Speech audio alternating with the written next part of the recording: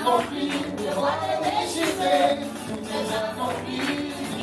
Seigneur, ta parole est vérité. Amen. Ta parole est vérité. Amen. Dieu mon roi, ta parole est vérité. Amen. Ta parole est vérité. Amen. Ta parole est vérité. Amen. Ta parole est vérité. Amen. Seigneur, ta parole est vérité. Amen. Ta parole est vérité. Amen.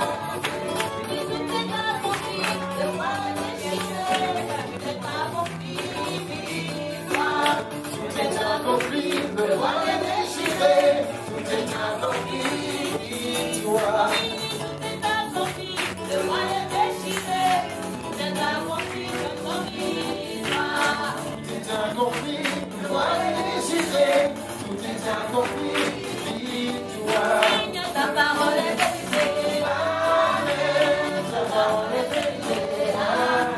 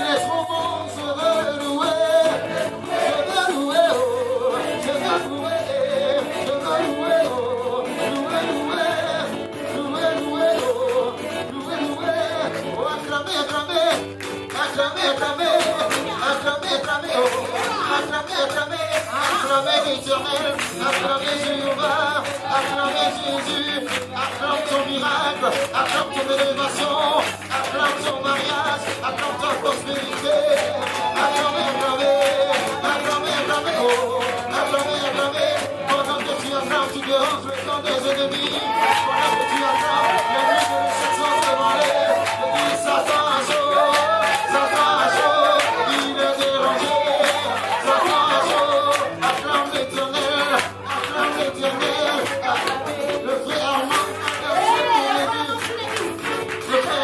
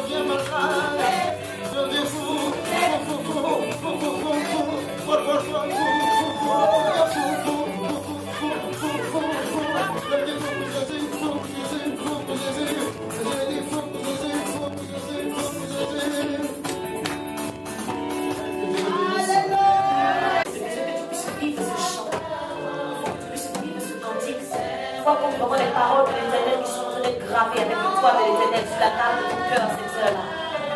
Puis Seigneur, pendant que je chante ce cantique, je vois ta main qui est en train de graver la loi sur mon cœur. Je vois la main de Dieu qui est en train d'agir. Je vois la main de Dieu qui est en train vraiment de marquer en gros caractère les commandements, les préceptes. Je vois la main de Dieu qui est en train d'entraîner une autre dimension, un autre niveau. Chante avec conviction avec lui. J'ai besoin que tu mettes ta main droite sur le cœur du Seigneur. Je veux serrer ta parole dans mon cœur pour ne point pécher. Et crois que cette main que posée de cet instant n'est plus ta main mais la main de Dieu. Cette main n'est plus ta main mais elle appartient à Dieu. Je veux que tout le monde mette ta main droite sur le cœur. Alléluia. Je veux vraiment que tu chantes avec conviction, avec vie. Du Seigneur. Si ta parole est dans mon cœur, Éternel des armées, je marcherai sur cette parole. Merci Seigneur. Ton nom soit béni, Jésus. Gloire. On chante avec conviction, bien-aimé, tu connais ton besoin en ce jour. Tu sais que ce péché est lié à toi. Mais c'est l'occasion pour toi de dire, Seigneur, débarrasse-moi de cette iniquité. Et que ta parole prenne la place telle que l'homme est belle. Afin que je sois une nouvelle personne au nom de Jésus-Christ de Nazareth. Voilà ce que la parole dit. Chante avec conviction avec lui. Je serai ta parole. Crois que maintenant les esprits sont en train d'être dérangés. Crois que maintenant tout ce qui était lié dans ta vie est en train d'être brisé au nom de Jésus-Christ de Nazareth. Merci Jésus.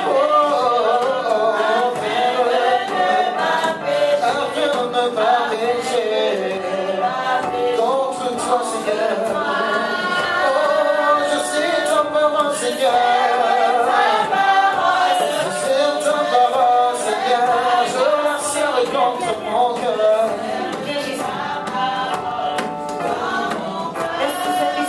Afin de ne pas pécher. Afin de ne pas m'éloigner de toi, Seigneur. Afin de ne pas transgresser tes lois. Façon de faire, Seigneur. Mets la conviction dans le cœur. Afin de ne pas pécher. Parle à ce Dieu-là. Parce que c'est ce qui est le problème. Afin de ne pas pécher, Seigneur. Tu pries depuis des années. Et ce lien est là. Tu essayes de te débarrasser. Mais tu fais ce que tu n'as pas envie de faire. Ton cœur a attiré par les choses qui te plaisent à Dieu. Je dois dire, Seigneur, vraiment cette force par ta parole aujourd'hui. T'abandonner ce qui ne te fait pas dans ton père. Je le connais moi-même. Et je ne veux pas me mentir. Je veux peut-être mentir à l'autre. Mais laisse-moi te dire, bien-aimé, qu'on ne se ment pas de Dieu. Ce que tu as caché aux yeux de temps est révélé aux yeux de Dieu. C'est tellement annoncieux ton apparence est l'apparence de quelqu'un qui marche dans la piété. Mais Dieu, il connaît ton cœur. Et lorsque le prophète Samuel, il voulait poindre le frère de David, le Seigneur va nous révéler que ça ne sert à rien de t'approcher de celui-là. Parce que je l'ai rejeté depuis. Parce que ce qui est élevé aux yeux d'un homme est une abomination aux yeux de Dieu. Alors, certainement aux yeux des hommes, tu es considéré comme frère de la lumière. Mais en réalité, tu ne fais pas partie de ça. Mais aujourd'hui, Dieu connaît ton cœur. Et il a besoin de te transformer. Donc Dieu a besoin de te transformer aujourd'hui. Il a besoin de te transformer, Père. Il a besoin de te transformer. Tu ne peux pas se cacher devant Dieu. Le temps est venu pour toi de changer de vie, bien-aimé. Parce qu'on ne peut pas se cacher devant Dieu. On ne peut pas tromper Dieu. On ne peut pas tromper Dieu. Tout ce qui est caché là-dessus. Il est Seigneur de donner l'occasion toi-même aujourd'hui de te repentir. Toi-même aujourd'hui. Parce que s'il vient vers toi, tu seras châtié, bien-aimé. Parce qu'il te prévient aujourd'hui. Pour lui change de foi. Pour lui change de foi. Pour lui change de foi. Pour lui change de foi. Parce que tu ne peux pas mentir. Tu ne peux pas mentir longtemps. Change de foi. Car ne peut pas mener une toupie devant le Seigneur. Une toupie ne tient pas la route devant Dieu. Soit tu es pour Dieu, soit tu es contre Dieu. Oh, merci Jésus. Merci Seigneur. Alors si tu as du mal toi-même, demande une force venant de Dieu. Afin que tu puisses faire ce qui plaît à Dieu. L'apôtre Paul pouvait dire que ce qui fait sa joie, c'est le témoignage de sa conscience venant de lui.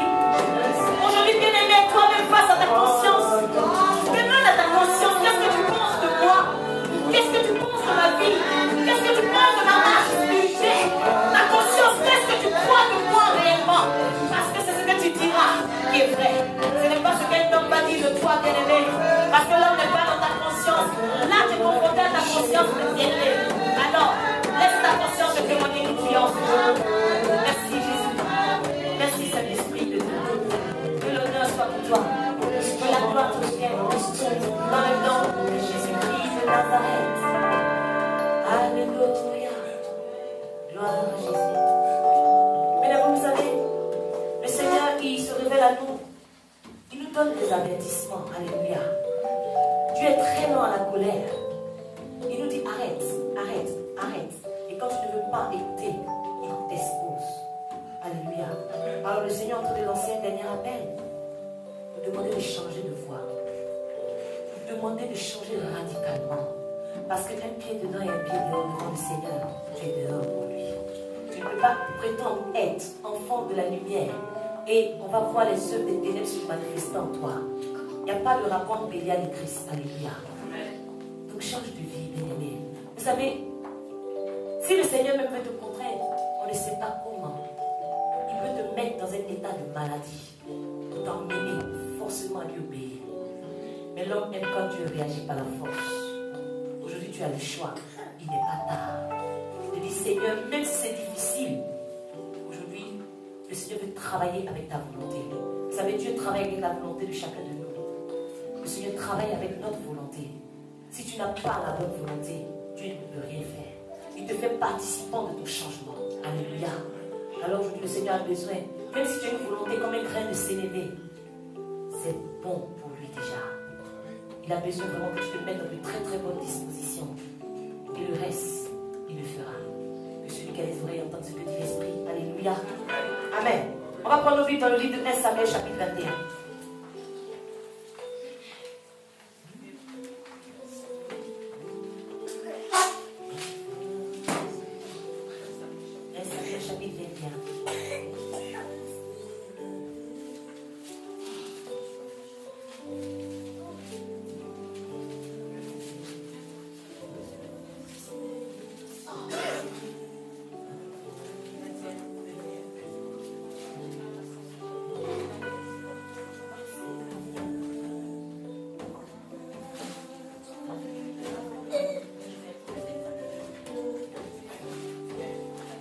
Samuel chapitre 21.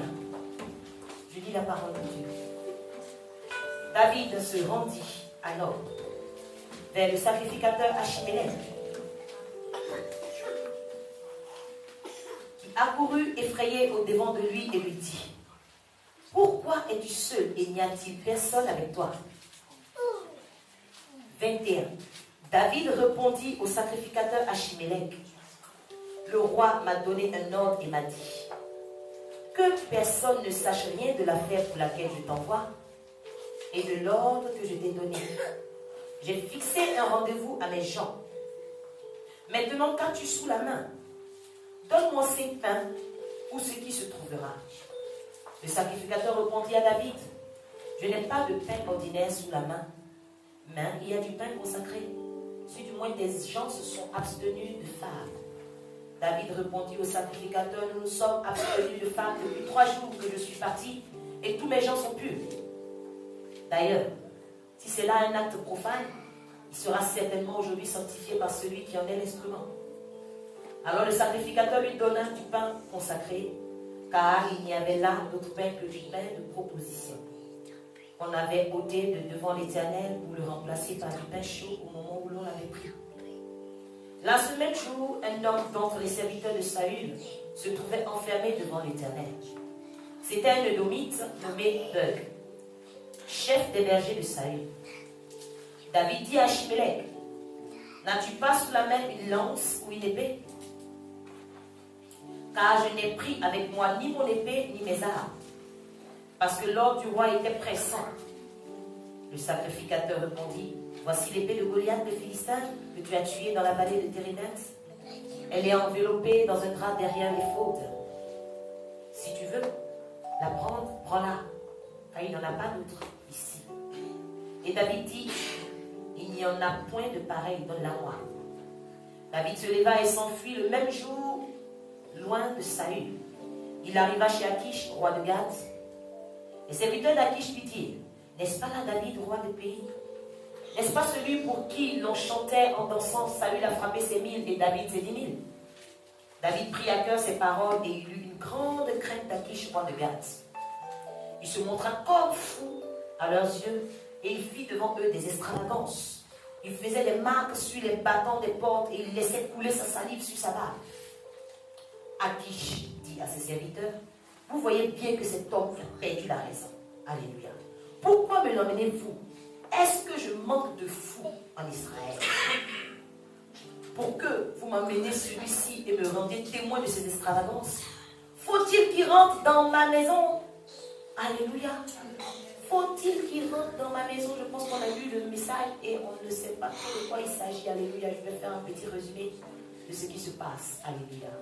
Mais avant ça, je veux dire que le thème de mon message, c'est non, je n'ai pas perdu la raison. Alléluia. Dis à quelqu'un à côté de toi, non, non, non, je n'ai pas perdu la raison.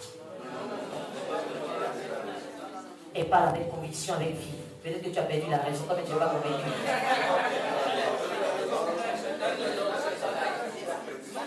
Je n'ai pas perdu la raison, je suis conscient de ce que je n'ai pas perdu la raison, ennemi. Alléluia. Alors, cette histoire nous parle de David. Alléluia. Vous savez, après la mort, après que David ait combattu Goliath, il y a des femmes qui sont venues accueillir David à la porte. Elles ont commencé à chanter. Elles ont commencé à dire que Saül n'a tué que 1000. David en a tué 10 000. La Bible déclare qu'à partir de ce moment, Saül va commencer à voir David d'un mauvais œil. Alléluia. Il va commencer à avoir de la haine pour David. Pourquoi est-ce qu'on a parlé comme ça? Et il va décider de tuer David. Alléluia. Donc on va voir que David va commencer à s'enfuir. Il va commencer à fuir la face de Saül. Il va aller d'abord se réfugier sur le prophète Samuel. Il va aller trouver le prophète Samuel à Rama. Et après, ils vont aller ensemble demeurer à Najoth. Et la Bible déclare qu'il y a des gens qui vont aller dire à Saül, David que tu cherches en ce moment, on sait où il est. Il est chez Samuel. Donc le Seigneur, la Bible déclare qu'il va emmener des gens aller trouver David là où il est. David va s'enfuir. C'est en ce moment que ces personnes en allant sur le chemin vont prophétiser. Et David va s'enfuir, il va aller chez Jonathan, qui était le fils de Saül, avec qui il avait un lien d'âme très fort. Alléluia. Et il va demander à Jonathan de vérifier si vraiment son père veut le tuer, parce que Jonathan dit non, je ne comprends pas pourquoi est-ce que mon père veut te tuer.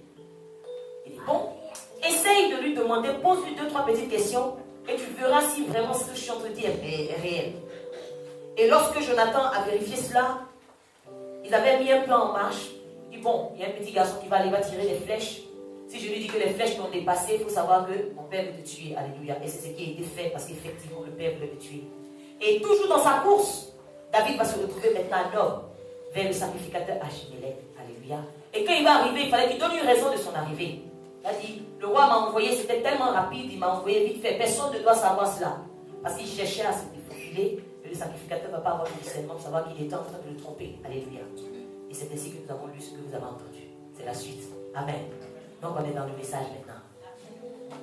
Voilà que David va prendre ce qu'il y a. Mais la Bible déclare que lorsque David allait voir Achimélec, il y avait un serviteur de Saül qui était dans le temple. Donc ce serviteur l'a vu. On voit que David n'était plus caché. Il ne fallait pas que David reste chez le roi de Gad. David est parti maintenant dans une autre ville pour rester chez le roi de Gad, qui s'appelle Achish. Et arrivé chez Achish, la Bible déclare que les gens allaient dire à Achish, le roi, c'est ce David dont les femmes ont chanté. Vous dit, il a tué 1000. Et Saül, qui vous dit que Saül a tué 1000 et David a tué 10 000. C'est de lui il s'agit. Donc c'est un peu du genre, c'est un élément dangereux à tes côtés. Si tu es malin, il faut en finir en même temps. Parce qu'il risque de prendre la réalité, certainement. Alors on va voir pourquoi David n'a pas séjourné chez Achish. Il était carrément en danger. Parce que il a vu que les mêmes propos que lui ont valu sa vie vis-à-vis de Saül étaient en train de se répéter maintenant chez le roi Achish. David a commencé à fouiller dans son esprit. Il se dit, il faut que je continue mon chemin. Mais comment faire vu que je suis déjà entre ses mains? Qu'est-ce que je peux faire pour que ce roi me laisse partir, qui ne croit pas que je suis réellement ce David qui est capable de tuer ses 10 000? Alors la Bible déclare une chose. Vous savez, je dis à un chrétien, David a certes eu peur du roi Achish. Mais aujourd'hui, il a bravé, il a fait face à quelque chose que les chrétiens n'osent pas. Il a fait face à quelque chose que les chrétiens redoutent aujourd'hui. Laisse-moi te parler de quelque chose. La Bible dit qu'il va commencer à cracher sur lui. Il va prendre sa salive pour écrire sur les portes. Commencer à se comporter comme un fou. Et le roi va regarder, il va dire, mais vous parlez de qui là? Celui que je vois, il a perdu la raison. Est-ce que les fous manquent sur mon territoire? Et vous m'emmenez un fou supplémentaire. Vous dites qu'il s'appelle David. Non. Il a perdu la raison. Mais je veux te dire aujourd'hui, non, il n'a pas perdu la raison. Alléluia. Même toi aussi, tu n'as pas perdu la raison. Dis à côté de toi encore, non, je n'ai pas perdu la raison.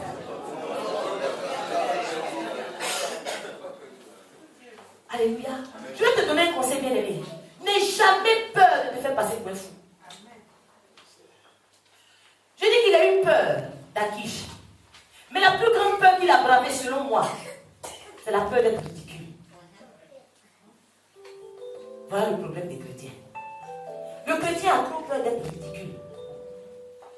Pourtant, la Bible déclare que la prédication de la croix est une folie pour ceux qui périssent. Mais c'est une puissance pour nous qui sommes sauvés. Alléluia. Lorsqu'on commence à parler de Dieu devant certaines personnes, se dit, mais le travail manque. Ou bien il y en a qui disent que quand il a loupé sa vocation de journaliste, au moins il attrape le micro pour prêcher l'évangile. Bien aimé, je n'ai pas perdu la raison. Alléluia. Parce que là où tu penses que j'ai perdu la raison, je suis en position de force. Amen. Dis à quelqu'un à côté de toi, je suis en position de force. Vous savez, le ridicule de David, ça lui a permis de continuer son chemin vers la royauté. Amen. Alléluia. Ça lui a permis de continuer son chemin. Parce que s'il n'avait pas été ridicule, Achish allait se saisir de lui. Et même le livrer à Saül. En règle générale, remarquez une chose. Souvent, excusez-moi d'ouvrir une petite parenthèse. Quand on regarde souvent les blanches avec des gens, c'est des monuments qui sont à côté d'elles. Et on se dit, mais elle ne voyait pas clair ou quoi? Même vous. Parce qu'elles aiment les gens bizarres. Parce qu'elles veulent percer le mystère qui est là-bas. Et tu te demandes, mais elle est aveugle ou quoi? Mais elle arrive à voir quelque chose dans ce monument. Elle n'a pas peur d'être ridicule aux yeux des gens quand elle passe avec lui. Et en règle générale, les gens ridicules réussissent. Les gens qu'on minimise quelque part, on dit, mais celui-là, il est bête. Et tout le monde se paye sa tête. Et un bon matin, une milliardaire vient dire, c'est celui-là. Il est trop inconsidéré ici. Et moi, je sens que s'il est considéré, il va faire des espoirs. Alléluia. N'est-ce pas que les femmes aiment les gens rigolos? Quand tu vas quelque part et tu veux te jouer les dangereux, tu n'attires pas l'attention. Mais les gens rigolos, tout en autour de lui. Il faut qu'il parle pour qu'on rigole. En rigolant, tu tombes sur lui, c'est fini. Alléluia. Et c'est le seul rigolo qui réussit à prendre le numéro de téléphone de toutes les filles dans une fête. Il est tellement rigolo qu'il est le chouchou des filles ce jour-là. Partout il passe, on donne le numéro de téléphone. Parce qu'on se dit, il peut faire quoi? Mais attention. Il est plus dangereux que celui qui est sérieux. Alléluia. Le problème des chrétiens aujourd'hui, lorsqu'ils pensent que même la parole de Dieu l'est adressée pour dire, bien-aimé, dis à cette fille simplement que Jésus l'aime. Seigneur, je sais, quand je la regarde, elle ne peut rien me faire. Je n'ai pas peur d'elle, mais va lui dire. Je suis trop bien habillée. Elle dit, vous savez, j'ai prêché l'évangile à quelqu'un un jour. J'ai été surprise de la réponse, vous savez, il m'a dit. Il m'a écouté du début jusqu'à la fin, après il m'a dit, je peux te poser une question. Toi, une jolie fille comme ça, tu fais quoi dans ces affaires-là? Et j'étais scandalisée. Je lui ai dit, mais donc ceux qui doivent prêcher doivent être vilains. Il dit, mais les pantalons, ça doit arriver si normalement on les connaît. Il dit, d'accord. C'est très bien. Le chrétien a peur d'être ridicule à cause de son statut. Mais si je me lève pour aller dire quelque chose, souvent tu es dans le métro, je te dis, ainsi parle l'Éternel, dis, Jésus revient bientôt. Tu dis, quoi? Mais pourtant tu ne les connais même pas. Si tu te dis, tu descends à la station prochaine, qui t'a vu? Mais tu as peur d'être ridicule dans ce moment-là. Et quand même quelqu'un te prêcher, tu as envie de te cacher. Pourtant, vous faites partie de la même famille. Il faut dire, Seigneur, je vais devenir ridicule pour toi. Si tu n'es pas ridicule pour Dieu, il ne va pas t'envoyer des bénédictions comme ça. Au point où les gens se disent, mais les bénédictions, c'est de l'amusement. Ça fait rire. Ce qui est ridicule fait rire. Alléluia. Vous savez, par moments, nous avons des opportunités.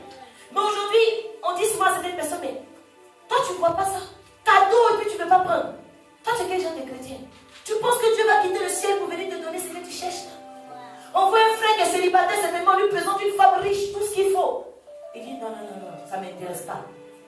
Mais ses amis à côté vont lui dire, mais mon ami, tu es venu regarder quoi en France? Mais habite en face de la tour Eiffel, au moins tu as quelque chose que tu vois. Une opportunité comme ça, c'est le Dieu que tu pries même qui t'a mis en face de ça. Bien aimé, je refuse, mais je n'ai pas perdu la raison. Alléluia. Simplement parce que je fais confiance au temps de Dieu. Amen. Vous savez, lorsque Saül est en train de poursuivre David, je veux parler vraiment en majorité de David. Et après, nous allons étendre cela. Lorsque Saül poursuivait David, à un moment donné, le Seigneur a permis que David aille dans le camp de Saül. Et la Bible déclare que Dieu lui-même, il va plonger Saül et sa troupe dans un profond sommeil. Et David va arriver où Saül dormait. Mon ennemi est devant mon cadeau. Je peux marcher sur lui. Je peux faire ce que j'ai envie de faire. Toi, tu me fais courir depuis l'opportunité m'est donnée maintenant de faire ce que je veux de toi. Mais la Bible déclare que David va le regarder. Il ne m'a rien fait. Celui qui était avec lui dit, voilà une occasion. Tue-le, au moins tu es libre. Il dit non. C'est à l'Éternel seul de le frapper. Alléluia. Je n'ai pas perdu la raison. Si je ne le tape pas, c'est parce que je sais une chose. Ce n'est pas à moi de le taper. Il dit soit son jour va venir tout seul. Le jour où il va mourir programmé quelque part. Il mourra seul. Soit il va descendre sur un champ de bataille. Et ce jour il va périr là-bas. Alléluia. Vous savez, par moments, il y a des gens qui te font du mal. Et on comprend ça. Il te fait du mal, mais tu fais quoi avec lui? Tu n'arrives pas à lui dire non ou quoi? Il t'a maudit. Va voir quelque part. Et tout le mal qu'il te fait, tu es là encore. Il t'a attaché quelque part. Ta copine te dit, mais attends, toi tu as perdu la raison quoi. Non, tu n'as pas perdu la raison. Parce que tu sais que tu fais confiance à quelque chose qui s'appelle le sang de Dieu. Alléluia. Vous savez, David aussi reconnaissait l'autorité spirituelle qu'il avait sur Saül. Alléluia. Parce qu'il avait été point roi. Amen. Aujourd'hui, je vais te dire quelque chose. Il y a des pasteurs, il y a même des personnes qui ont l'onction de Dieu sur leur vie, qui ne respectent pas cette onction à bien aimer. Si l'occasion t'est donnée de respecter cette onction à leur place, fais-le, tu n'as pas perdu la raison. Le Seigneur peut te permettre de voir des défauts dans la vie de quelqu'un qui sait même Dieu. Et tu continues à être sous sa coupole. Les gens te disent, mon frère, il t'a envoûté. Je n'ai pas perdu la raison. Pourquoi je te dis cela? Parce que lorsque David est arrivé au chevet de Saül, il a dit à celui qui était avec lui, prends seulement la lance qui est à son chevet. Amen. Ça veut dire qu'il y avait quelque chose de moi à son chevet qui était bon. Avec la cruche d'eau. Et on va s'en aller. Lorsque tu marches avec quelqu'un qui fait les choses que toi-même tu sais ne sont pas normales, bien aimé, prends l'essentiel et continue ton chemin. Ce n'est pas à toi de le juger. Même si ce qu'il dit, il vit pas. Pendant qu'il est en train de dire ça, réalise que ce qu'il dit est réel dans la parole de Dieu. Prends cette cruche d'eau, l'eau qui est source de vie, l'eau qui est la parole. Continue ton chemin. Et laisse les jugements à Dieu. Parce que bien aimé, si toi si tu veux prendre la lance qui est à côté de lui, tu veux prendre la cruche d'eau et clôturer par un jugement, Dieu va te foudroyer. Parce qu'il y a la grâce de Dieu sur sa vie. Alors, je vais vous dire une chose. Je ne vais pas parler de quelqu'un d'autre. Le jour où tu vois quelque chose en moi qui ne te plaît pas, de toute façon, je ne suis pas obligé de te plaire, mais toi, tu es obligé de m'aimer. Alléluia. Le jour où tu vois cela, et que je te dis que Jésus est puissant, et que j'arrive à te donner la référence dans la Bible, prends ça. Si tu n'es plus content de venir dans la présence de Dieu au temps de la parole, retiens l'essentiel et continue ta marche avec Dieu. Laisse ma vie, parce que c'est Dieu ce qui m'a appelé. Alléluia. Quelqu'un peut dire Amen. Amen. David a dit, ce n'est pas à moi de porter la main sur lui, parce que c'est un point de l'Éternel. Mes chemins vont servir à rien. Ce n'est pas moi qui l'ai appelé. Ce n'est pas moi qui l'ai point. Alléluia. Que celui qui a les oreilles entende ce que dit l'Esprit. Je vais dire encore, je n'ai pas perdu la raison. Non, je ne suis pas un homme de rien. Dis, regarde-moi bien, je ne suis pas un homme de rien. Dis-le avec conviction, bien aimé. Toi-même, tu penses que tu es quelqu'un de rien. Ou bien la souffrance a fini par te faire accepter que que tu es rien. Mais aujourd'hui, si la souffrance a fini par te faire admettre que Dieu ne peut plus rien faire avec toi, proclame que tu n'es pas une personne de rien. Vous savez, souvent les difficultés font que toi-même tu te regardes et tu te donnes un autre nom. Les difficultés font que tu te dis, je suis un bon à rien. Et l'ennemi réussit à te faire accepter cette mentalité-là. Mais aujourd'hui, tu dis non, je n'ai pas perdu la raison. Je ne suis pas un homme de rien. Alléluia. La Bible déclare que lorsque David a fait monter l'arche de l'Éternel dans la cité de David, il a commencé à danser de toutes ses forces. J'ai dansé ici, les gens riaient. Au milieu des réjouissances. Vous savez, souvent les gens viennent à l'église. La louange est intéressante, mais le frère se concentre. Il a envie de danser, il vient d'arriver. Oui, il y a telle soeur, mais regarde trop si elle danse comme ça, tu vas se dire, je suis ridicule. Mais il a envie de danser. Un morceau comme ça, mets ça dans le secret, c'est ce que le frère va faire. Mets ce morceau dans le secret, c'est ce que la soeur va faire là-bas. Mais pendant ce temps, tu sens, souvent dans mon regard dans les yeux, la personne assise, mais tu sais qu'elle est assise malgré elle. Parce qu'elle est en mode profil. C'est ça, donc profile, je ne sais pas quoi. Alléluia. Bien aimé, tu as envie de danser. Tu as quel problème? Quelque chose qui fait danser comme ça, quand tu es sûr qu'en toi, normal, tu vas croiser tes bras. Dis-moi la vérité. Mais qu'est-ce qui fait que quand il y a la louange, tu es assis ici? Pendant que nous tous on est ridicules peut-être dans tes yeux. Amen. Même celui qui ne sait pas danser, il danse à son rythme. Parce que je veux dire une chose, même si la musique ne te plaît pas, et que dans ta tête tu te fredonnes un son, quand on te dit tu as gagné un ticket de tombola tout de suite, ça gagne 1 million d'euros. Est-ce qu'il y a une musique? Mais toi, tu commences que est-ce qu'il y a la musique et puis tu danses?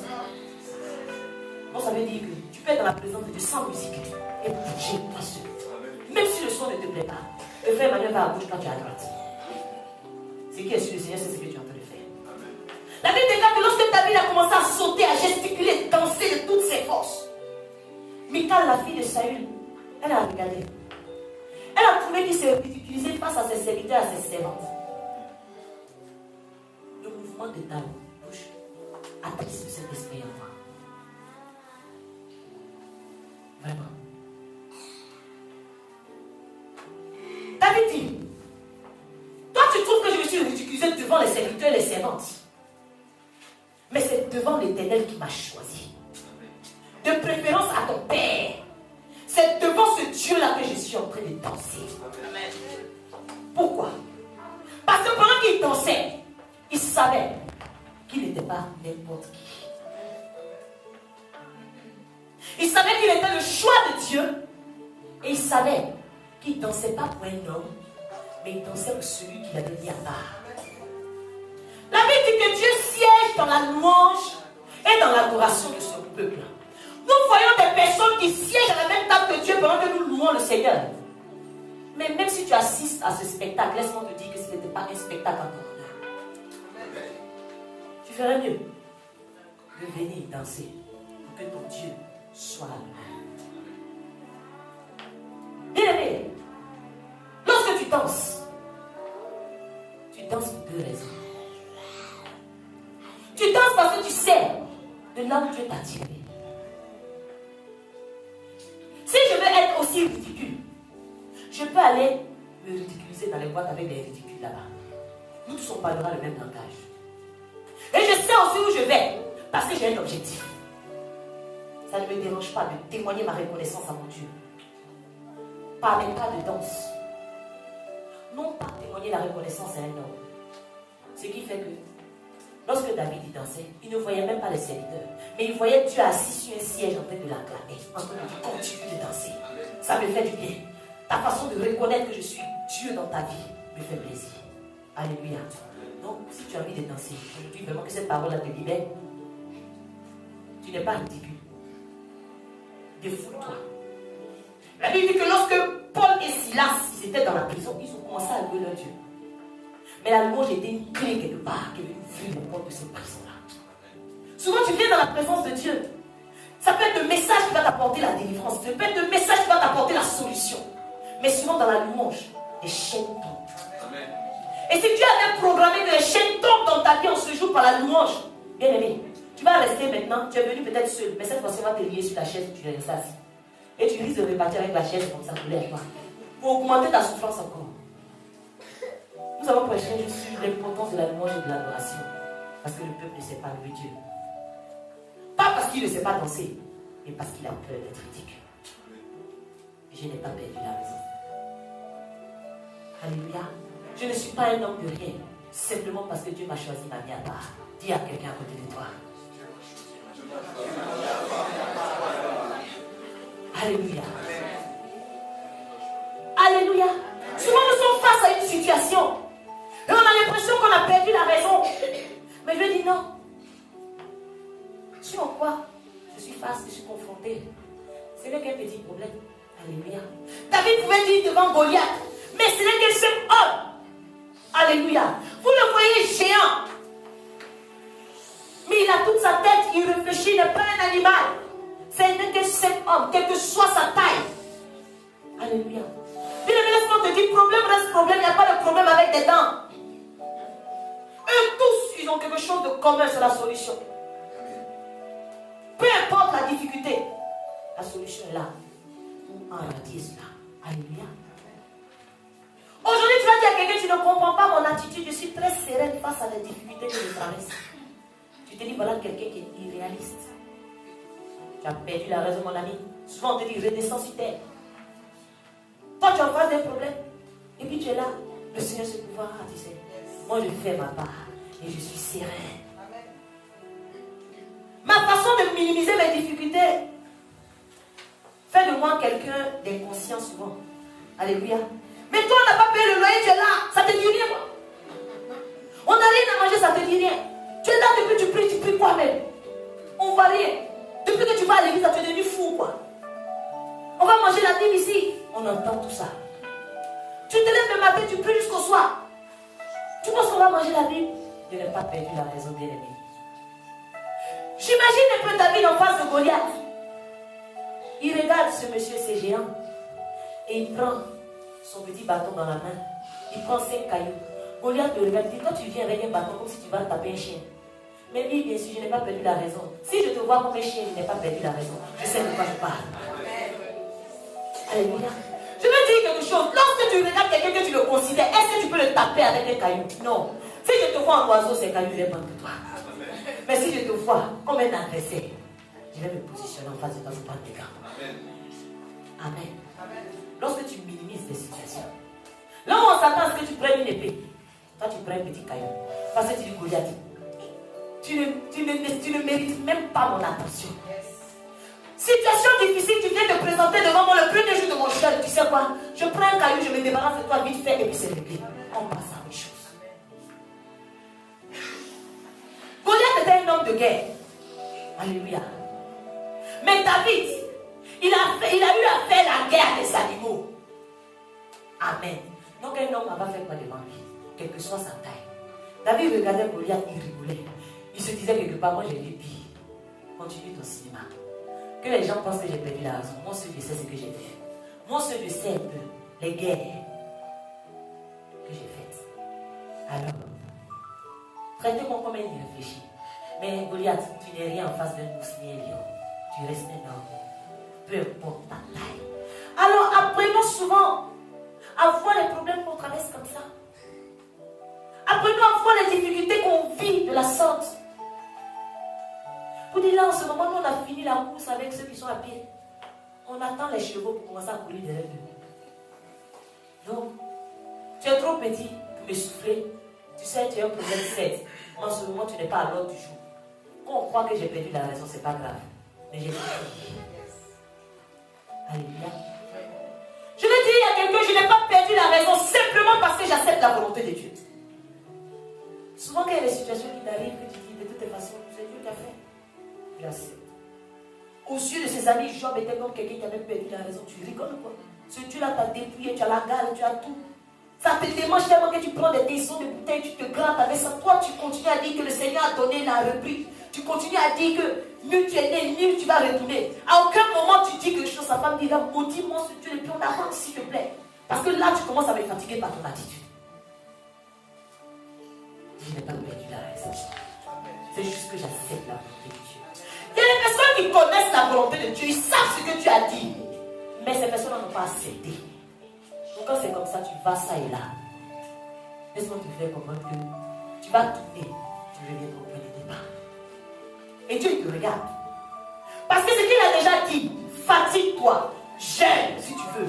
Va prier pour que Dieu essaie de changer sa volonté. Bien aimé. Pendant que tu seras en train de gêner, le Seigneur va prendre tes prières comme les supplications de quelqu'un d'autre qui ne sait pas bien prier. Il va bénir ton prochain à côté de toi. Alléluia. Vous savez, lorsque David a tué Uri et qu'il a pris sa femme, le Seigneur va envoyer le prophète Nathan pour le reprendre. Il dit non, je suis fâché, ma colère. Pourquoi tu peux faire ça? Et David va se repentir. Et la Bible déclare que Dieu va dire à Élie, va lui dire, lui-même il ne mourra pas, mais l'enfant, puisque la femme est tombée enceinte, mais l'enfant que la femme porte dans son sein, il mourra. Amen. Dieu avait déjà arrêté son verdict.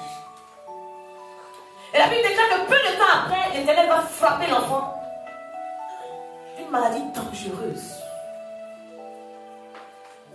David va s'entêter à prier Dieu, pendant que Dieu avait déjà dit que l'enfant allait mourir. Alléluia. Certainement c'est ton cas. Seigneur, est-ce que la sœur le fait, c'est ta volonté? Dieu t'a dit audiblement non. Les attitudes de la personne te prouvent que c'est non. Mais il faut que tu jeûnes, que tu pries parce que ça va être oui. Si tu es dedans, laisse-moi te dire que tu perds le temps. Parce que lorsque Dieu a déjà dit, tu te fatigues. David va jeûner. Il va refuser même de dormir sur un lit. La Bible déclare qu'il va dormir par terre. Mais je voulais dire, David, tu te fatigues pourquoi? Dieu a déjà parlé, peut-être tu n'as pas entendu pourquoi. Alléluia. Beaucoup d'entre nous, Dieu a déjà répondu. Le premier jour, quand vous venez, Dieu même vous donne des signes, vous demandez un troisième signe encore. Il y en a qui sont à leur sixième signe.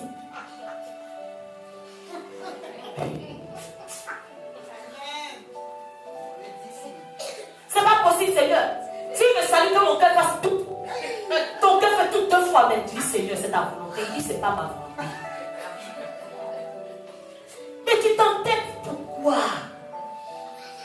Je parle à quelqu'un. Est-ce que c'est parce que tu jeûnes et que tu pries que Dieu va changer sa volonté pour ta vie? Si au moins il n'a pas parlé, que tu fais et qu'il a programmé quelque chose, nous allons parler juste de la volonté permissible de Dieu. Et qu'il a programmé quelque chose que tu t'entêtes comme le fils prodigue à volonté qu'il te donne. Il va dire ok, prends. Mais qu'il a déjà dit non, son nom ne se transforme jamais en lui. Comprenons cela. Parce que j'entends des chrétiens dire souvent, on continue de prier, Seigneur, ta volonté permissible. Oui, c'est s'il n'a pas encore dit quelque chose. Que c'est dans son cœur. Comme il n'a pas encore sorti le morceau. Tu veux traiter avec lui. Il te dit, ok, comme je ne veux pas t'attacher, la volonté permissible. Mais quand il a déjà dit non, c'est pas lui ou c'est pas elle, tu mourras ou tu vivras, va gêner. 40 jours. Va te faire poser les mains. Si tu veux, même les pieds. Rien ne va changer. Alléluia. Tu peux changer l'église. Entendre des prophètes qui viennent des États-Unis, partout. Ghana, tous. Ils vont dire le contraire de ce que Dieu a dit. Mais c'est ce que Dieu a dit qui va s'accomplir. Et non la voix d'un homme. Alléluia. La Bible déclare que David va rester couché par terre.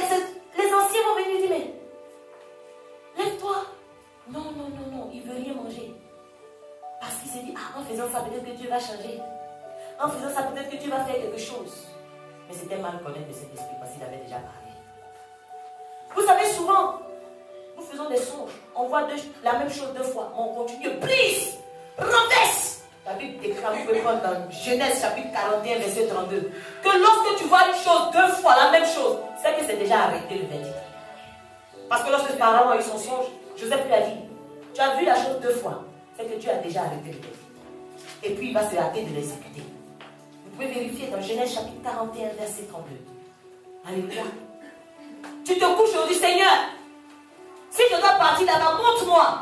Il t'a montré hier quelqu'un qui te faisait ça. Tu fais comme ça, il te bat le chemin. Le lendemain, Saint-Esprit de Dieu, est-ce que je dois me rendre dans ce voyage? Tu dors. Tu vois quelqu'un qui te fait ça. Alléluia. Tu vois quelqu'un qui te fait ça, mais il ne parle pas. Toujours dit que tu sais que c'est non. Mais tu continues à prier. Si tu as vu un non, même de différentes façons, 2 fois, mais ça veut dire la même chose. C'est que le verdict est déjà arrêté. Ne te fatigue plus. Alléluia. Il n'y a plus de prière d'annulation de quoi que ce soit. Dieu va se hâter d'exécuter cela. Vous avez compris? Alors les anciens m'ont dit, David, mange quelque chose. Il dit, non, non, non, non, je ne mange rien. Et la Bible déclare que le 7e jour, l'enfant va mourir. Parce que Dieu avait dit qu'il allait mourir. Et la Bible dit que les anciens avaient peur de venir lui dire, ah, l'enfant est mort. Parce qu'on se disait, mais pendant que l'enfant vivait déjà, regarde où il se comporte. Si on dit l'enfant est mort, il va se tuer. Mais lorsqu'il a appris que l'enfant était mort, la Bible m'enseigne que son il va se lever, il va se laver, il va se oindre, il va changer de vêtements et il va se présenter, aller se prosterner dans le temple. Tout ce temps, il a perdu son temps à se prosterner à terre là-bas. Donc je dis à quelqu'un, tu ferais mieux, au lieu de prier pour le même sujet, où le Seigneur a déjà arrêté la sanction. Tu ferais mieux d'adorer ton Dieu. Oublie la fête, s'il te plaît. Moi, je parle à quelqu'un ce matin. Je vous dis la vérité, je sens fortement dans mon esprit que je parle précisément à quelqu'un. Et la parole de Dieu ne ment pas. On va acheter le temps. Tu as su ça en 2013. Si tu ne veux pas perdre le temps, et en 2020, tu as devant ton cœur, on m'avait dit ça en 2013. 7 ans se sont écoulés. En cette année, beaucoup de choses peuvent se passer. Alléluia.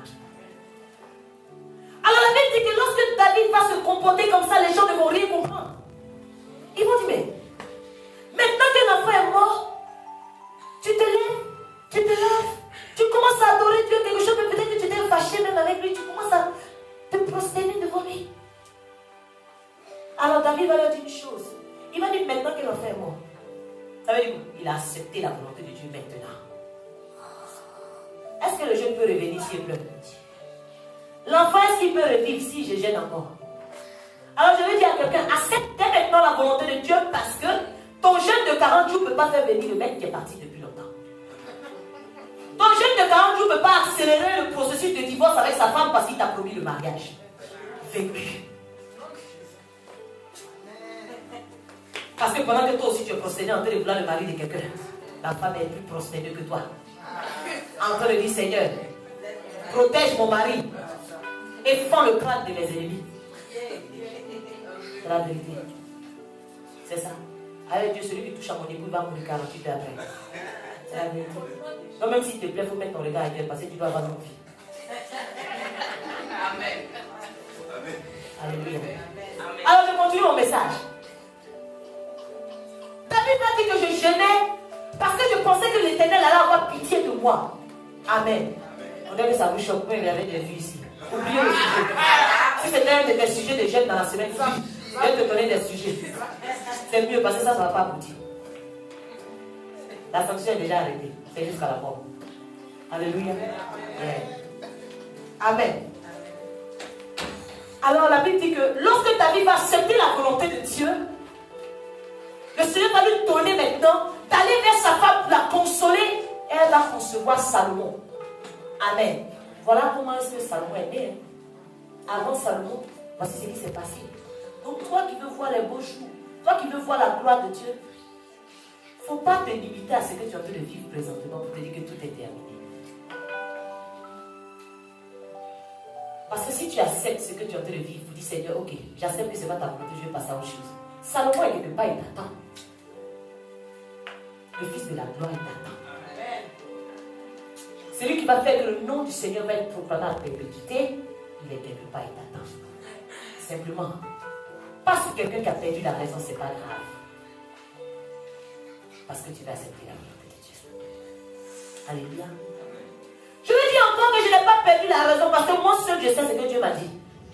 Amen. La Bible déclare que le Seigneur a dit Noé, fais-toi une hache de bois. Il n'a pas dit rassemble toute ta famille. Dieu veut parler à la famille de Noé. Hey, Seth, Japheth, Seth, Madame Noé, les belles filles. Faites-vous une hache de bois. Le Seigneur a appelé Noé seul.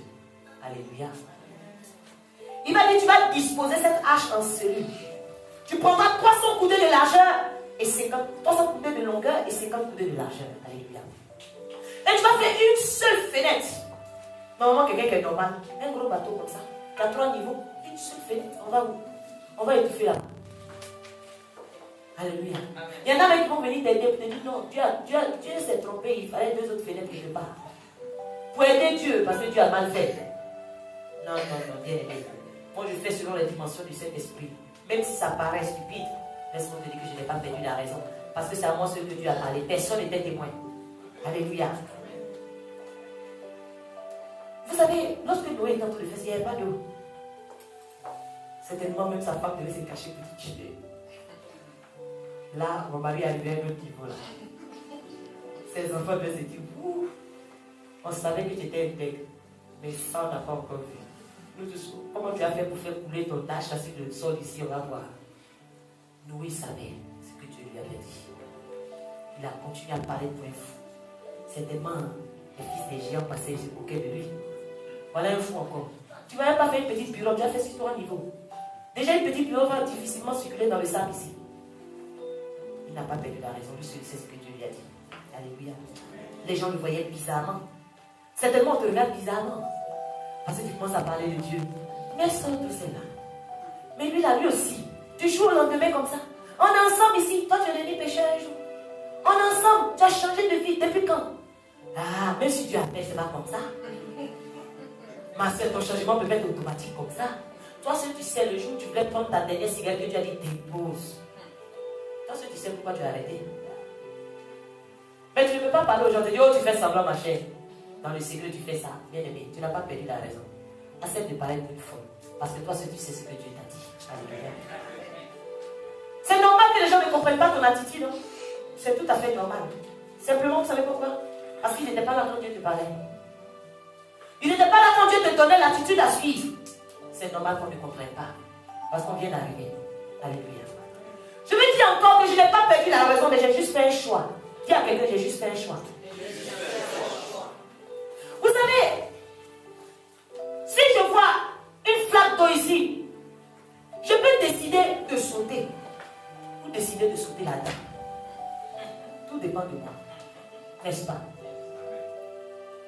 La Bible nous dit de ne pas répondre à l'insensé dans sa folie. De peur que tu ne lui ressentes toi-même. Mais cette même parole continue pour me dire, réponds à l'insensé dans sa folie pour pas qu'il se regarde comme un sage. Bien. Souvent vous venez vous arrêter devant les hommes de Dieu. Vous mentez comme ça. Vous mentez. Et puis l'Esprit de Dieu te réveille. Et tu écoutes la soeur. Tu écoutes le frère. Ah ouais. Oui. Là, je suis en face d'être insensé. J'ai fait le choix de ne pas lui répondre. Même quand je sais qu'il est en train de croire que je suis insensé aussi. Parce que quand tu prépares un mensonge, venir te présenter devant quelqu'un, c'est parce que tu es sûr qu'il va accepter. Sinon, si tu es sûr que ça ne va pas aboutir, tu ne vas pas te fatiguer, n'est-ce pas? Qui aimerait se sentir insensé? Mais non. Parce que là, quand tu t'approches pour mentir, tu te crois trop sage. Parce que tu réussis à camoufler une situation. Mais le jour vient aussi où la soeur commence à te dire. Et puis tu dis, bon, on va jouer dans la folie. On va se mettre en mode folie tous les deux. Toi-même, c'est que tu me dis. Et te dire aujourd'hui que tu es une menteuse. Et puis voilà. Je déraille comme une folle. Après, on dit le pasteur n'est pas sage. Oui, je te montrer que tu n'es pas trop sage aussi. Dis amen avec moi. Vous savez, Moïse a parlé au peuple d'Israël. Il est parti chercher les lois. À son retour, voici les gens qui sont en train d'adorer vos dons.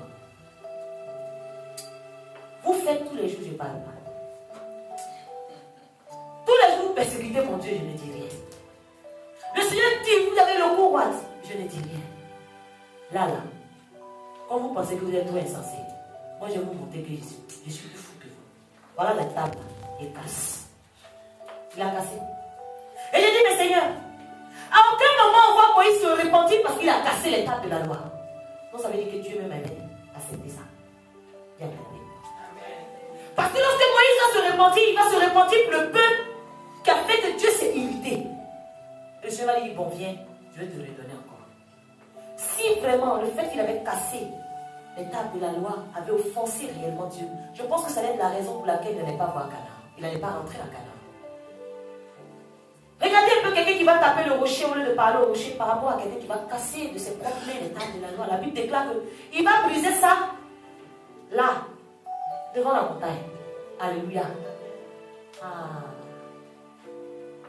Quand tu es en face de quelqu'un, tu viens mentir.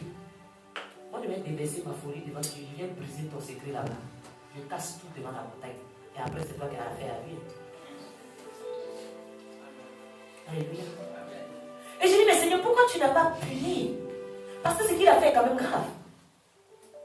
Et j'ai compris que il avait manifesté la colère de Dieu. Parce que ce que le peuple venait de faire n'était pas bien du tout. Alléluia. Alors, vous savez, souvent on est dans un état où on ne mérite même pas. On ne mérite même pas que Dieu nous écoute. Mais je dis souvent, Seigneur, il y a des personnes qui sont dans des situations, mais tu les bénis, il y a quoi? Et puis il y en a, dès qu'elles touchent quelque chose déjà, elles meurent le même soir. Non, parce qu'il y en a, Dieu a tellement parlé qu'il est obligé de leur montrer que ce que tu fais là, je vais te montrer un petit numéro. Comme ça, quand tu sors de là, si tu es encore vivant, tu vas me rester. Alléluia. Tu n'as pas perdu la raison. Est-ce que tu es convaincu que tu n'as pas perdu la raison? Parce que les gens me regardent et me disent, ah, donc moi, je sens que j'ai perdu la raison. Elle dit quoi? Mais en tout cas, moi, je n'ai pas perdu la raison. Amen. Même quand je déraille, je sais que je n'ai pas perdu la raison. Et parce que je déraille bien. Amen. Amen. N'est-ce pas, Sylvain? Amen. Je lui dis, je n'ai pas perdu la raison parce que les enfants ont de l'imagination fertile. Dis avec moi, ils ont de l'imagination fertile. C'est pour ça que le Seigneur te dit d'être comme un enfant.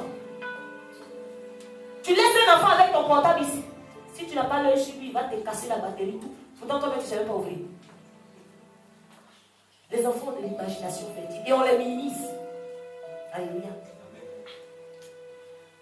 Quand quelqu'un va rentrer dans cette assemblée, ils vont s'attaquer tout de suite à la personne qui peut se battre. Parce qu'un homme, il rentre dans une maison, il s'attaque à l'homme fort d'abord. Les enfants, ce n'est pas son problème en premier. Parce que ceux qui n'ont pas assez de force. Mais si toi, tu es quelque part dans cette maison, que tu es considéré comme un enfant, tu te dis, tue tous ceux qui sont là. Tu penses que tu as tué les gens. Le vaillant même est là. Parce que tu as eu l'attitude d'un enfant. Alors c'est cette attitude-là que Samson a eu, on l'a sous-estimé. Amen. Samson a posé un acte tellement enfantin, jamais vu sur la terre. Amen. Mais c'est un acte très bien réfléchi. Vous savez, Samson va se marier à la fille d'un Philistin. Et il va donner une énigme. Il fallait trouver la signification de cette énigme-là. Alors, les Philistins vont venir voir cette fille, ils vont dire que si jamais toi tu n'amadouilles pas Samson, pour qu'on ait la réponse, on va te tuer. Elle a tout fait, elle a commencé à pleurer. Dis-moi. Il lui a dit, bon voilà, ça signifie ça. Et elle est partie lui dire. Et donc quand Samson les a vus et qu'ils ont répondu, ils savaient que personne ne pouvait trouver cette énigme parce qu'il fallait aller déshabiller 30 personnes pour leur donner des habits. Soit si tu trouves, moi je te donne des habits de 30 personnes. Si c'est moi qui trouve, je te donne. Ah, Seigneur. Alors Samson, il a fini par leur dire, je sais que vous êtes parti demander à ma femme. Et il a eu tellement mal au cœur. Il est allé tuer 30 personnes, il a pris leur vêtement, il est aidé. Et la Bible déclare qu'il était tellement en colère qu'il va laisser la femme là-bas chez son père. Et lui va aller dans la maison de son père. Alléluia. Et quand ils vont voir que Samson est parti, ils vont donner sa femme à un ami qui était à côté de lui, son compagnon avec qui il était lié. Amen. La méchanceté. Pourtant, il n'a pas dit je ne veux plus la femme. Il a juste blessé parce qu'il était fâché. Mais ils sont déjà mariés. Tu la prends et tu la donnes à mon meilleur ami. La Bible déclare que quelques temps après, Samson ne va pas choisir n'importe quelle période, il va choisir le temps de la moisson. Quelques temps après, il va revenir à l'époque de la moisson. Il dit, je veux ma femme. Il est arrivé avec une chèvre, il dit, c'est ma femme, elle est où? On dit, aïe. Le papa dit, mais je pensais que tu la détestais tellement, je l'ai donné à mon compagnon. Mais il y a sa petite soeur qui est là si tu veux. Il dit quoi? Vous les Philistins, si aujourd'hui, je ne finis pas avec vous, c'est pas moi. Ils ont sous-estimé Samson. Parce qu'une personne que tu sous-estimes pas, si tu peux donner sa femme à quelqu'un. Même quand il meurt, tu as peur de donner sa femme à quelqu'un d'autre. Si tu sais qu'il est capable de te faire du mal, mais va donner un inconnu à son propre ami, parce qu'on veut lui faire mal quelque part. Vous savez ce que Samson va faire? Quelqu'un veut savoir? Samson va attendre. Comme c'était la moisson, les champs avaient bien géré. Il est parti chercher 300 renards, je ne sais où. Il a pris les queues des renards 2 à 2. Il a attaché leur queue. Il a mis une torche au milieu. Flambeau. Et puis il a jeté les 300 renards. Il y a eu 2 à 2, c'est-à-dire que 2 paires de 150. Il les a jetés dans les champs des Philistins. Alors regardez un peu les renards, ce qu'ils faisaient. Chacun voulait enlever sa queue. Donc regardez qu'ils s'est débattu. Il y a un qui tire là-bas, l'autre aussi. Ils sont allés dans tous les sens. Ils ont investi toute la plantation. Et quand il fallait se tirer, forcément, le flambeau est tombé. Ça a embrasé. N'est-ce pas que c'est un acte enfantin? Mais un acte puissant. Parce que lui seul, la Bible déclare que ça a embrasé la plantation de blé. Ça a même détruit les plantations d'olivier aussi. Quand ils se sont réveillés, ils disent, qui a fait ça? Oui, c'est Samson. Ils sont levés, ils sont allés tuer la fille et le papa. Dis-toi, c'est à cause de toi qui nous a fait ça. Vous avez il a mis la cisaille un peu. Comment quelqu'un peut avoir une idée comme ça? Souvent, je dis aux gens, mais ton acte est trop enfanté. Toi, tu es là, tu te comprends comme un enfant. Mais des actes enfantés comme ça sont très nocifs. Parce qu'on s'y attend le moins, il est là-bas. Mais je dis que Samson à lui seul n'allait pas pouvoir être aussi efficace. Mais il faut aller chercher de l'imagination quelque part. Pour venir attacher la queue des renards. Comment les renards se sont laissés faire mettre déjà? Où il allait trouver ça? Imaginez un peu les renards en train de souffrir. Chacun veut se détacher. Vraiment, Samson est fort. Alléluia. Alors souvent, je n'ai pas perdu la raison, mais mon attitude enfantine fait de moi quelqu'un de très efficace. Parce que je peux me faufiler, oh, c'est là. De toute façon, ne l'interrogez même pas. Elle peut même avoir une bonne réponse. De toute façon, elle réfléchit comme un enfant. Mais pourtant, la réponse que j'ai, il a formé chez lui pour faire la bombe. Mais tu cherches quelque part d'autre. Alléluia. Souvent, il t'arrive de faire des trucs de plus enfantins. On dit, c'est vrai, les enfantins n'iront pas au ciel. Mais par moment, tu as besoin d'être un peu comme ça. Pourquoi on enlève les yeux sur toi?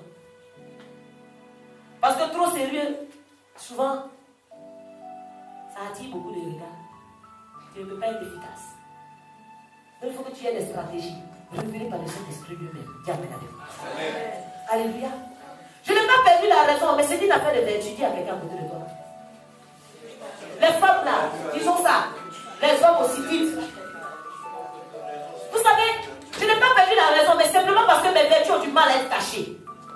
Amen. Je suis tellement vertueuse qu'on pense que je suis bête. Ne parle pas de moi et peut-être j'ai chanté travailler dessus. Alléluia. Vous savez, je veux te parler de Ruth et de Boaz. Quand on connaît l'histoire de Naomi et ses belles-filles, Ruth a suivi sa belle-mère tranquillement et Boaz avait le droit de rachat. Alors la belle-mère va dire à Naomi, tu sais, il y a quelqu'un là-bas qui a le droit de rachat sur toi. Mais je veux commencer d'abord par une parole que Boaz va dire à Naomi, à Ruth du moins. Il va dire maintenant ma fille va ne crains point. Parce que je ferai tout ce que tu diras, car toute la pensée du peuple a été posée sur ta vertu. Le peuple Dieu reconnaît que tu es une femme vertueuse. Alléluia. Pourquoi il va dire cela? Simplement parce que Naomi va dire à sa belle-fille, tu sais, va te laver. Il faut bien te oindre. Mets des habits, puis descends à l'air là-bas, parce que lui, il va dormir à côté d'un tas de gel de soir. Mais quand tu vas te laver, la façon dont tu vas te laver, approche-toi doucement. Dis à quelqu'un avec moi doucement. Bien aimé, je veux te dire que tu sois femme ou homme. Même si tu es plus propre que celui qui est à côté de toi, vas-y doucement. Dis-lui doucement. Même si c'est toi qui as le plus gros salaire dans la maison, il faut parler doucement. Même si ta peau brille à cause de la pommade que tu as mis, comporte-toi doucement. Femme, doucement. Même si tes habits sont neufs, va doucement. N'est-ce pas? Alors il va tout doucement, découvre ses pieds, puis va te coucher où il y a ses pieds. Hé, l'humilité, quand on est trop habillé, les habits neufs, ça fatigue. L'humilité, quand tu touches 2 fois plus que les coups, ça fatigue. Tu ne peux pas respecter la règle du doucement, ni la règle d'aller me coucher où il y a les pieds. C'est pas possible. Moi, je veux me coucher sur sa tête.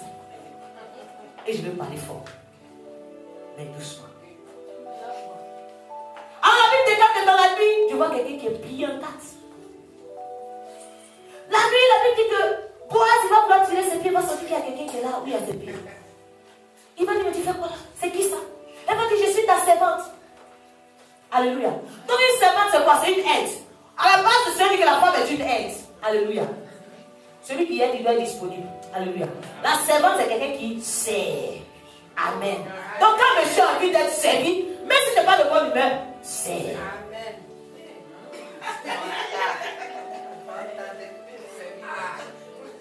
Alléluia. Mais aujourd'hui, on voit les personnes d'abord, elles parlent pas doucement. Et elles sont les premières dans le lit à faire le crochet. Alléluia. Elles font le crochet parce que, oh, je suis allée travailler toute la journée. Toi, tu es couché ici. S'il te plaît. Mais tu es là pour le servir. Une servante, ça ne dépend pas de son humeur. Amen. Dis à quelqu'un, ton humeur n'a rien à voir ici. Et toi aussi, si la femme est une aide, toi aussi, il faut savoir que c'est une aide. Donc toi aussi, tu dois l'aider. Donc elle a aussi besoin de celle-là.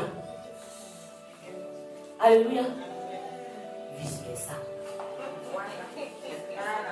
Amen.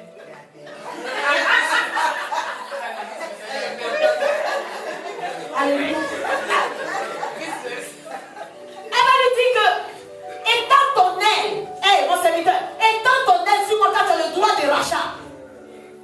Bien aimé, quand tu ne connais pas le droit de quelqu'un sur ta vie, tu ne peux pas lui demander de faire ce que tu as envie de faire sur toi. Aujourd'hui, il faut savoir que la personne qui a goûté pas le droit sur toi. Toi aussi, tu as le droit sur toi. Donc, il n'y a pas, je n'ai pas de compte à te rendre. Tu as des comptes à me rendre parce que j'ai le droit sur toi. Et toi aussi, j'ai des comptes à te rendre parce que tu as le droit sur toi. Amen. Donc, arrêtez là, mon portable est personnel. Oui, c'est personnel, mais si ça traîne où je suis, c'est plus personnel, c'est pour nous deux. Amen.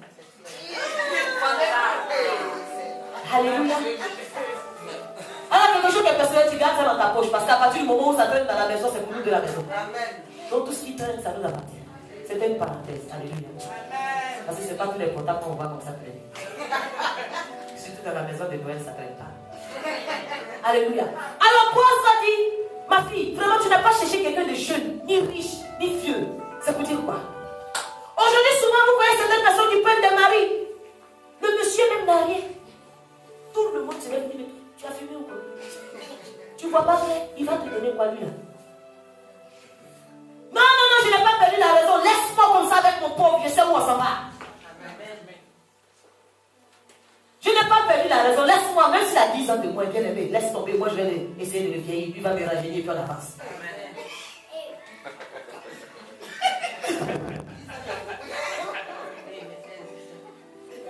Mais parce que les chrétiens s'arrêtent sur certains détails. Tu ne sais pas ce que Dieu a programmé pour toi. Mais c'est ça, jusqu'à tu avais 10 ans. Donc, une personne fait ça, même si elle a 15 ans quelque part, tu as dit qu'elle a perdu la raison. Celle-là, elle doit passer en prison. Mais Dieu, ce que nous voyons qu'est folie aux yeux des hommes, est une puissance aux yeux de Dieu. Et souvent, on peut s'arrêter sur des détails comme ça et sortir de la vision. Parce que tu veux donner des critères au Seigneur. Laisse tomber. Tu tourneras et tu verras qu'on peut être très vieux et ne rien avoir dans la tête. Être tout petit et avoir tout puissance. Alléluia.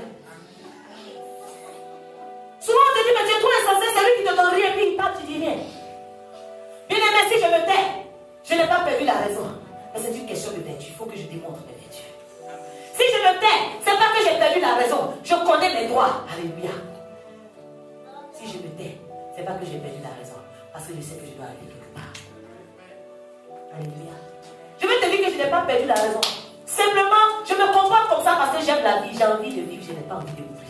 Dis à quelqu'un, c'est à cause de la vie que j'ai fait comme ça.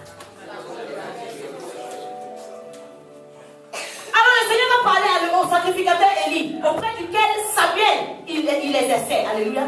Mais je veux dire, celui qui a envie de vivre, je vais me poser simplement une question. Est-ce que si j'ai envie de vivre, c'est possible si le crime demeure à perpétuité dans ma maison?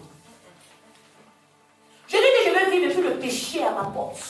Je dis que je veux vivre où je dors, je suis couché à côté du péché. Je dis que je veux voir les choses changer dans ma vie. Mais tout ce que je fais là, le péché accroché à moi. À quel moment est-ce que je pourrais vivre? À quel moment je pourrais voir la gloire de Dieu? Si je pratique encore des choses qui ne glorifient pas le nom du Seigneur, je peux prier, je peux danser à l'église, je peux faire ce que je veux, mais je ne verrai pas la gloire de Dieu. Parce que le péché a perpétuité dans ma maison. Il y a des choses qu'il ne faut pas laisser passer. Vous savez, que ce soit dans ta maison ou dans la maison de Dieu. Là où tu as ta demeure, on ne doit pas venir jouer là. Dis avec moi, je ne joue pas dans ma maison. Vous qui allez prendre des gens là qui ne sont pas mariés, non, on a un ami qui vient dans ma maison. Ils vont venir forniquer sur le lit de vos enfants, après ils vont se coucher dessus. Tu as dit que ton enfant fait le cauchemar. Celui qui n'est pas marié, il a envie de faire ses bêtises, il va à l'hôtel. Il vient manger chez moi, mais il n'y a pas de problème. Mais il ne tombe pas sur les enfants. Parce qu'on ne fait pas n'importe quoi dans ma maison. Ma maison n'est pas une chambre de passe. Moi, je parle comme ça. Alléluia. Dieu m'a déclaré, Élie, que je vais punir du moins la maison d'Élie à perpétuité. Pourquoi le Seigneur m'a dit ça au sacrificateur Élie? Vous savez, Élie avait 2 fils, Ophni et Phiné. Et la Bible déclare que ses fils, ils étaient des sacrificateurs, mais ils mangeaient les offrandes comme amenaient pour le Seigneur. Ils ne laissaient même pas le temps qu'on fasse cuire. Ils prennent leur fourchette, ils piquent les gros morceaux, ils disent, mais laissez-moi cuire, non, nous on veut la viande fraîche comme ça. Et quand tu ne veux pas, ils te forcent à prendre. Et ce qu'ils faisaient, il y a des femmes qui étaient couchées devant la tente d'assignation. Ils couchaient avec ces femmes-là. En tant que sacrificateur et enfant de sacrificateur. La Bible m'enseigne une chose, c'est que Élie va réprimander ses enfants, mais il ne va pas les réprimer. J'explique. Il va réprimander ses enfants, c'est-à-dire qu'il va les blâmer, il va leur faire des reproches. Alors regardez comment il va faire. Pour des gens qui viennent coucher avec des femmes à l'entrée de la tente d'assignation. Oh mes enfants, non. Pourquoi vous faites de telles choses? J'entends dire dans tout Israël que vous faites des choses comme ça à l'égard de Dieu. C'est pas bon. Et pourquoi vous faites pécher le peuple? Le Seigneur a regardé, dis-toi.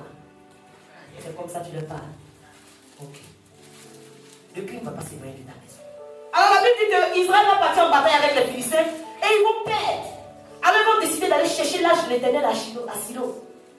Et Ophni et Phiné ne vont pas se gêner. Ils vont être à côté de l'âge sans qu'à marcher avec eux. Alléluia. Alors, quand ils sont approchés de l'âge, il y a eu la guerre, ils ont perdu, ils sont morts. Alors, l'âge a été prise par l'équipe adverse. Et donc, Samuel, Élie le sacrificateur, il était à la maison. Il a appris que l'âge avait été prise, il n'était pas bien. Donc il a vu quelqu'un qui venait et dit, mais qu'est-ce qui se passe? Ah, la personne lui a envoyé les nouvelles pour dire, ah, ils ont perdu au champ de bataille. Dans la guerre, même tes fils sont morts. Oh, qu'est-ce qu'il lui a dit que tes fils sont morts? Et qu'il a entendu, en plus, l'âge de l'Éternel a été prise. La Bible déclare qu'il était vieux, il avait 80 ans. Il était assis sur une chaise, il est tombé à la renverse, il a fendu sa nuque. Quelqu'un qui a servi, tu regardes, mais il va aller pour lui. Le chrétien ne supporte pas qu'on le réprime. Réprimander et réprimer, ça fait 2 choses. Réprimander, c'est de dire, oh frère, ce que tu fais n'est pas bon. Mais quelqu'un qui réprime, c'est qu'il empêche que cette chose se prolifère. Amen. Il empêche, il dit, il met un oh là. Il met une sanction. Tu es dans une église, on te parle, on voit que tu as une attitude qui n'est pas bien. On commence à te dire, ah mon enfant, mes frères, change de vie, arrête ça. Mais, si jamais, en tant que servant de Dieu, je ne te réprime pas, je vais payer. Même tes enfants, le Seigneur t'a donné des enfants dans ta maison. Tu vois que tes enfants font des choses qui ne sont pas bien. Tu leur dis arrêtez de faire. Après, tu dis, mais j'ai parlé, je suis fatigué. Il y a la sanction qui existe. Parce que toi, tu vas prendre des pots cassés. Dieu ne joue pas avec ces choses-là. Alors aujourd'hui, quand on passe à la partie où on réprime le chrétien trouve que l'homme de Dieu n'a pas de sagesse. L'homme de Dieu veut juger. Mais si on ne fait pas sortir la personne qui fera que le péché va s'attacher à la maison à perpétuité, le péché va demeurer là et je mourrai. Tiens, quelqu'un à côté, je n'ai pas perdu la raison, je vais vivre. Amen. Je n'ai pas perdu la raison. C'est parce que j'ai envie de vivre que souvent je me comporte comme une personne insensée. Alléluia. Souvent tu parles, on a l'impression qu'elle ne réfléchit pas. Oh, il y en a qui disent que oh, parce qu'elle est mariée, elle ne sait pas que ça n'arrive pas aux autres. Bien aimé. Si tu as envie que ça t'arrive, ça va t'arriver. Alors si c'est une malédiction, ça retourne sur toi. Amen. Je n'ai pas perdu la raison. Mais c'est que ma maison n'est pas une aire de jeu. Et la maison du Seigneur n'est pas une aire de jeu. Il faut que le chrétien comprenne cela. Je n'ai pas perdu la raison, je suis juste armé de la pensée de souffrir. Dis à quelqu'un, j'ai accepté que je suis né pour souffrir. Ce qui fait qu'il y a des souffrances que je supporte et puis les gens se demandent, mais comment je fais? Il y a des gens qui sont dans leur foyer, même dans leur maison. Mais ils supportent des choses. Même si on te donne le cas, tu vas courir abandonner ta valise. Mais Dieu connaît le cœur de chacun. Et puis il met à chacun ce qu'il peut supporter. Il ne va jamais te mettre quelque chose qui va être au-delà de défense. Amen. La Bible dit que Jean-Baptiste, il prêchait dans le désert. Déjà, lui, il a été appelé à ça. Il savait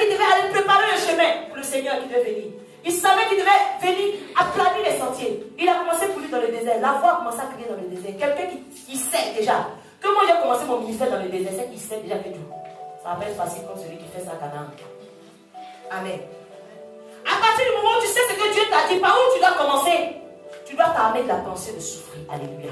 Vous allez regarder cela même dans l'aspect de Jean-Baptiste. La Bible déclare qu'il avait un vêtement de poil de chameau. Ça veut dire quoi? Pour porter un vêtement de poil de chameau, c'est qu'il y a un animal qui a été tué avant qu'il prenne le vêtement. Alléluia. Pour le sacrifice quelque part. Alléluia. Il avait une ceinture autour de ses reins. Ça veut dire quoi? Moi, je vais mettre la vérité. Même si ça doit me tuer, on a vu c'est la vérité qu'il a tué. Simplement parce qu'il a dit Hérode. Même si tu es Hérode, ça c'est la femme de ton frère. Tu n'as pas le droit de la prendre. On a donné sa tête sur un plateau d'argent. On dit souvent, est-ce que je suis obligé de parler? Bien aimé, je te dis aujourd'hui que je ne suis pas obligé de parler. Mais je suis obligé de dire la vérité. Il y a une différence. Il ne faut pas parler pour parler. Mais je ne peux pas me taire face à la vérité. Ça veut dire que ma ceinture est coupée autour de mes reins. Donc celui qui sait de la pensée de souffrir, il sait déjà que je dois dire la vérité. Et pas que soit ce que ça va me coûter, mon bien-aimé, sauf si je ne vois pas. Mais lorsque je vois, je ne peux pas m'empêcher. Parce que je suis lié à la vérité. On dit les sauterelles, ils mangeaient des sauterelles. Ses amis mangeaient des mets délicats, du caviar. Lui mangeait des sauterelles. Et lorsque nous lisons la parole de Dieu, nous voyons que les sauterelles, le Seigneur envoyait les sauterelles pour détruire la semence. Alors, il y a des sauterelles verbales qu'on envoie dans la vie des gens. Mais bien aimé, je te dis que lorsque je suis armé de la pensée de souffrir, des préjugés, je les mange. Viens avec moi. Ce que tu penses, je mange. Simplement parce que ce n'est pas ce qui va rentrer en moi qui va me souiller. Ce que tu dis ne peut rien enlever à ce que tu as déjà dit sur moi. Et aussi manger du miel sauvage, avec moi du miel sauvage. Il avait compris que la parole de Dieu devait être comme un rayon de miel à son palais. Il avait compris que oui, je devais m'abreuver de la parole. Quand je suis armé de la pensée de souffrir, je dois me dire que puisque je vais toujours en guerre, il faut que j'aie mon épée à tout moment. Il faut que j'avale mon épée. Il faut que j'avale sur l'eau, comme Ézéchiel a avalé l'eau avant de commencer quoi que ce soit avec Dieu. Alléluia. Aujourd'hui, le chrétien n'a pas accepté qu'il doit souffrir. Le chrétien pense qu'il est venu sur terre parce qu'il doit marcher simplement en Canaan. Alléluia. Il y en a qui vont commencer leur marche à Canaan. On a vu les José, ils ont pris la relève à Canaan. Alléluia. Ils n'ont pas connu la souffrance dans le désert, ils ont vu la souffrance. Mais ils n'ont pas vécu ça réellement parce que Moïse était là. Mais lorsqu'il est arrivé, il avait dit maintenant c'est toi qui vas faire rentrer le pays. Parce que pour toi, ça commence à Canaan. Mais pour celui que ça doit commencer dans le désert. Ah, s'il n'est pas conscient que ça commence dans le désert, que ce n'est pas à Canaan que ça se passe, il a tout faux. Alléluia. Moi, je ne sais pas. Dieu t'a dit pour toi va commencer où? En fonction de ça, comporte-toi. Et dis-toi que tu n'as pas perdu la raison. Juste, tout dépend de ce que tu as dans ta pensée. Même Jésus n'a pas perdu la raison, bien aimé. Alors le Seigneur me disait comme ça hier, il disait, je n'ai pas perdu la raison. Aujourd'hui, les gens disent, mais comment? Des personnes qui m'ont donné du vinaigre à boire, des personnes à qui j'ai dit, j'ai soif et m'ont donné du vinaigre. Je suis déjà mort, je vous ai fait quoi? Vous venez percer encore mon côté pour vérifier quoi? Oh, je n'ai pas perdu la raison quand j'ai dit pardonne-leur quand ils ne savent pas ce qu'ils font. Parce que si je n'avais pas dit ce petit mot-là, ce petit mot qui fait que vous avez l'impression qu'il était un peu bête. Mais non, je n'ai pas perdu la raison. Parce que le pardon est une puissance qui libère. Dis amen avec moi.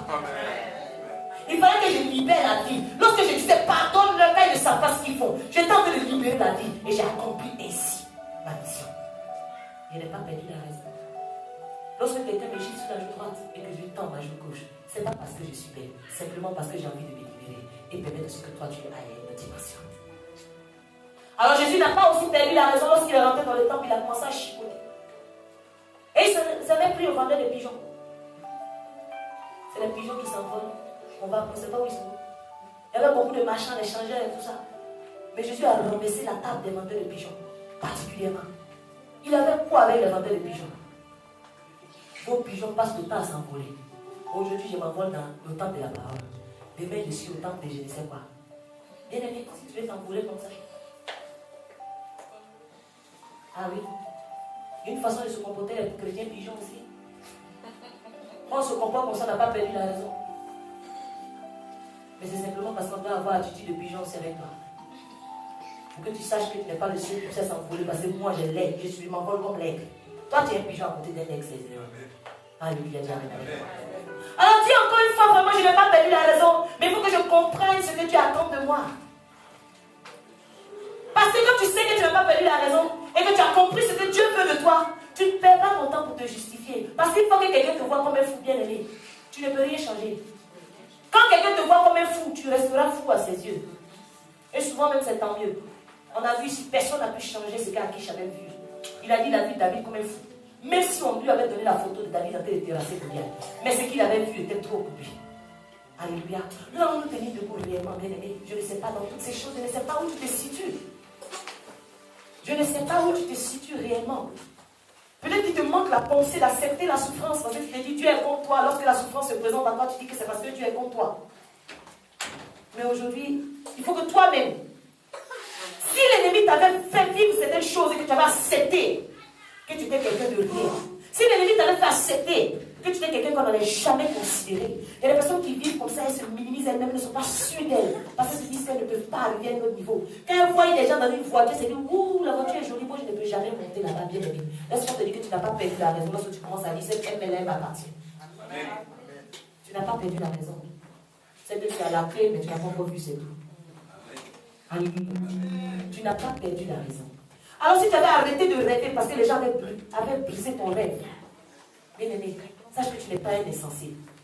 Tu n'es pas un insensé, tu n'as pas perdu la raison. Alléluia. Alors tu vas parler à ton Dieu, tu vas lui dire Seigneur, vraiment, voici ma vie. Seigneur, tu me connais mieux que quiconque. Et jusqu'à ce jour, je me disais que je n'étais pas normal. Tu as fini par accepter la pensée que tu étais quelqu'un qui n'était pas sage. Et peut-être que tu continues des prières, dis Seigneur, donne-moi la sagesse pendant que tu n'as pas perdu la raison, bien-aimé. Demande au Seigneur de te donner la force pour que tu continues dans cette lancée avec lui. Maintenant, si toi-même tu es conscient que tu as perdu la raison réellement, dis au Seigneur, rends-moi sage. Amen. Ne falsifiez pas l'évangile, alléluia. Parce que celui qui rajoute un côté à l'évangile, Dieu va le détruire. Alléluia. Donc nous allons baisser les têtes, nous allons parler à Dieu. Tu vas vraiment présenter toutes ces choses que tu as entendues. Peut-être que tu es arrivé aujourd'hui à un niveau où, comme je le dis, tu ne sais plus où t'en es. Tu te dis, est-ce que je continue? Est-ce que je suis dans le vrai? Aujourd'hui, Dieu t'a répondu. Tu as demandé beaucoup de signes et c'en est un. Il te dit, laisse tomber l'affaire. Si tu es en train de jeûner pour le même sujet, tout à l'heure, tu bois de l'eau, tu coupes le jeûne et puis tu passes à autre chose. Pas lui.